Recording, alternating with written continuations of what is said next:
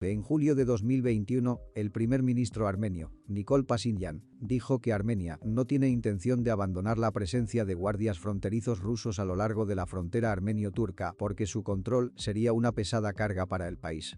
Dijo a los periodistas que los guardias fronterizos rusos protegen la frontera entre Turquía y Armenia. Eso es muy importante para Armenia porque nuestras fuerzas armadas se han librado de esta obligación. Sería una pesada carga para nosotros asumir toda la responsabilidad de proteger esta larga frontera.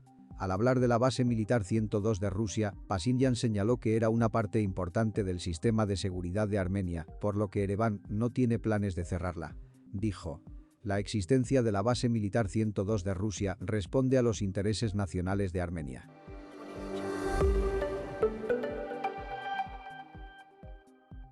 El sistema de protección de la frontera estatal de Armenia con Turquía, de 345 kilómetros, y con Irán, de 45 kilómetros, se conserva íntegramente desde la época soviética.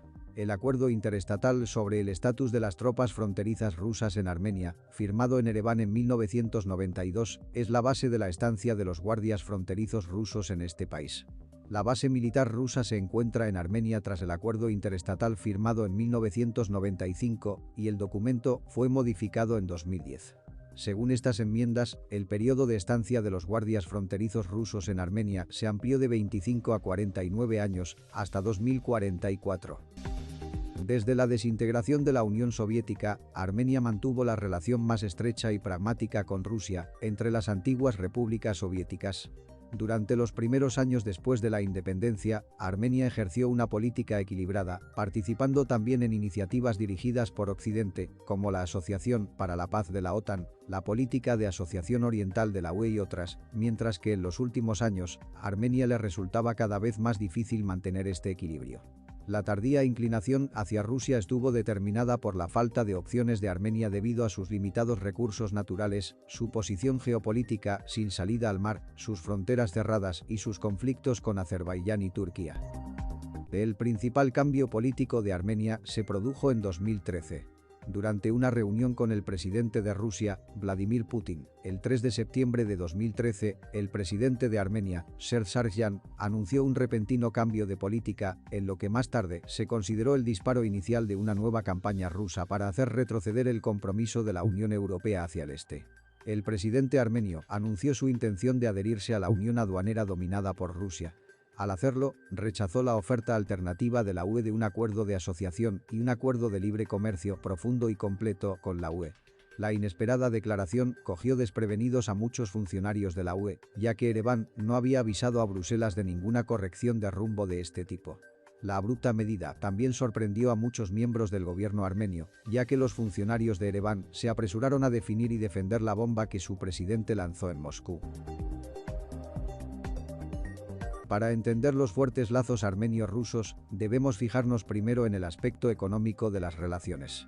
La cruda situación de la economía armenia pone de manifiesto los graves fallos de la lógica del gobierno armenio de hacer concesiones a corto plazo a Rusia que coartan la libertad económica de Armenia a largo plazo. Estas concesiones se han producido por varias razones, entre ellas la falta general de un proceso de política exterior, la consolidación del poder en la cúpula del gobierno armenio, la sumisión a la importante presión rusa y las pésimas condiciones económicas internas. El primer y más claro ejemplo de las concesiones armenias en respuesta a la presión rusa es el acuerdo de activos por deuda. Rusia ha implementado la estrategia de comprar la deuda de otra nación con Rusia a cambio de la propiedad rusa en las empresas clave de esa nación desde principios de la década de 2000. Por ejemplo, más del 90% de las capacidades de producción de energía se transfirieron a Rusia ya que Armenia no podía pagar las deudas. Esta cuestión llevó a Armenia a una política y una circulación económica controladas por Rusia. Por lo tanto, el país no pudo realizar las reformas económicas previstas sugeridas por la Unión Europea y no pudo encontrar una oportunidad para abstenerse de la Unión Económica Euroasiática liderada por Rusia en 2013.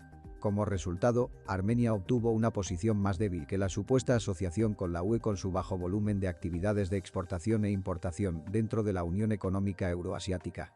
Como resultado, la deuda pública de Armenia alcanzó los $8.000 millones en 2020, mientras que la economía sufrió un descenso del 13,7% desde principios de año. En el caso de activos por deuda, muchos activos se intercambiaron en este acuerdo, incluyendo instalaciones clave de energía, investigación y desarrollo, y fabricación. En primer lugar, Rusia adquirió la propiedad de la central nuclear de Metsamor, que suministra a Armenia alrededor del 40% de su energía nacional. Además, el sistema energético unificado, de propiedad estatal rusa, se hizo con el control de 6 de las 9 instalaciones hidroeléctricas de Armenia. La propiedad armenia de la mayor fábrica de cemento del Cáucaso, situada en Razdan, fue transferida a Rusia a cambio de $10 millones de deuda de gas. Este canje dio a Rusia el control de la fabricación de una materia prima esencial para la industria armenia de la construcción. Una vez finalizado el acuerdo, Rusia quedó con el control de más del 90% del sector energético y dominó industrias de producción clave. El segundo aspecto importante de los vínculos armenio-rusos es la relación en materia de defensa. Armenia fue uno de los signatarios originales de la Organización del Tratado de Seguridad Colectiva de 1994, junto con Rusia, Kazajstán, Uzbekistán, Kirguistán y Tayikistán. Las condiciones que rodean la presencia de una base militar rusa en Gyumri, la segunda ciudad más poblada de Armenia, son el mejor ejemplo de las consecuencias de que el gobierno armenio negocie los acuerdos de seguridad desde una posición de inseguridad. La ausencia de un acuerdo de paz definitivo con Azerbaiyán obligó a Armenia a aumentar sus capacidades militares y a participar en la carrera armamentística con Azerbaiyán para maximizar las medidas de seguridad y evitar el riesgo de escalada. En este caso, Rusia obtuvo un nuevo papel como principal vendedor de armas. Además, los dos países comparten perspectivas de defensa comunes debido a su pertenencia a la Organización del Tratado de Seguridad Colectiva. Esta organización asegura la asistencia militar inmediata de los países participantes en caso de cualquier agresión hacia sus territorios.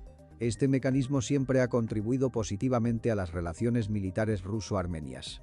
Además, Rusia ha adoptado un estatus de protector al desplegar tropas dentro de Armenia y ha obtenido permiso para estacionarlas allí hasta 2044. El compromiso activo de Rusia en las políticas de defensa allanó el camino para la venta de armas a un precio razonable.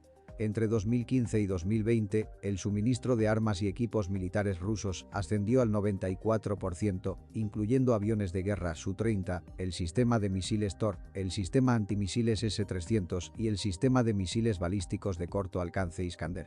Para la guerra de 2020, el gasto militar de Armenia alcanzó los $5.000 millones durante ese proceso. También es necesario mencionar que los dos países tenían acuerdos sobre defensa aérea conjunta y fuerzas de defensa conjuntas. Después de todos estos acontecimientos, Rusia apareció como el único protector de la frontera turco-armenia. Aunque esta frontera está cerrada desde principios de la década de 1990, a veces cada parte se enfrenta a incidentes. Por ejemplo, un pastor turco de 35 años había cruzado al lado armenio de la frontera para recuperar una oveja perdida y fue asesinado a tiros por soldados que patrullaban la frontera en 2013. Sin embargo, la existencia rusa no creó otro problema importante entre las dos partes en 3 décadas. Por otro lado, el primer ministro armenio, Nikol Pashinyan, pidió a Rusia que desplegara tropas en la frontera del país con su adversario regional, Azerbaiyán. El líder armenio cree que el despliegue de fuerzas rusas ayudará a los dos países a realizar los trabajos de demarcación y delimitación de la frontera sin riesgo de enfrentamientos militares. El Kremlin no aceptó rápidamente la propuesta sobre la frontera, pero el portavoz Dmitry Peskov dijo que las conversaciones con Ereván continuarían sobre el asunto. Una vez más, el ministro de Defensa armenio declaró a los medios de comunicación en una entrevista que Armenia acogería con satisfacción una nueva instalación militar rusa en su territorio y el redespliegue de una unidad militar rusa cerca de la frontera con Azerbaiyán.